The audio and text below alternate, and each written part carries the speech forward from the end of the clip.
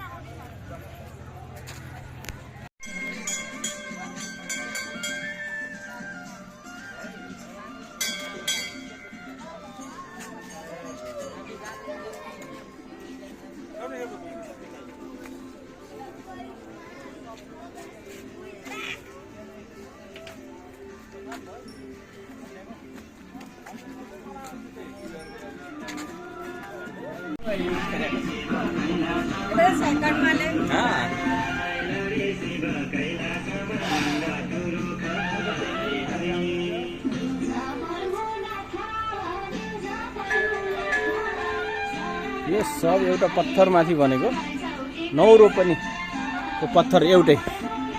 त्यसमाथि यता लक्ष्मीनारायणको मन्दिर पनि छ, यता शिवको मन्दिर छ।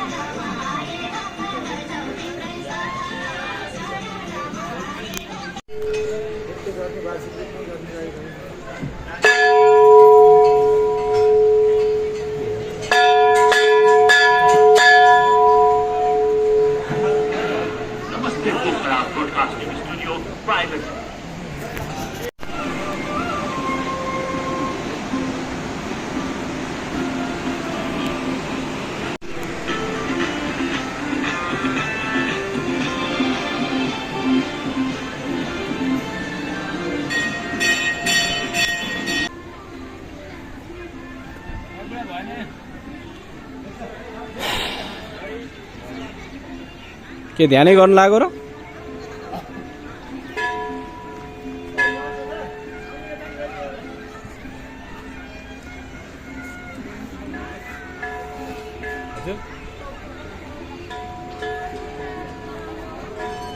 यो चाहिँ अब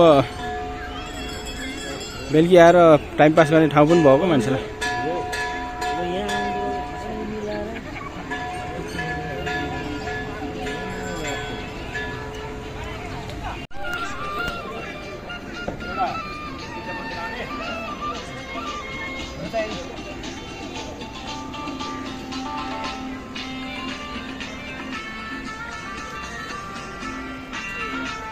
यो लक्ष्मीनारायणको मन्दिर, त्यो चाहिँ गलेश्वर महादेवको मन्दिर। र यो चाहिँ के को रुख हो सर? यो संरक्षण गरेर राखेकोलाई पत्थरमाथिको रुख भएर।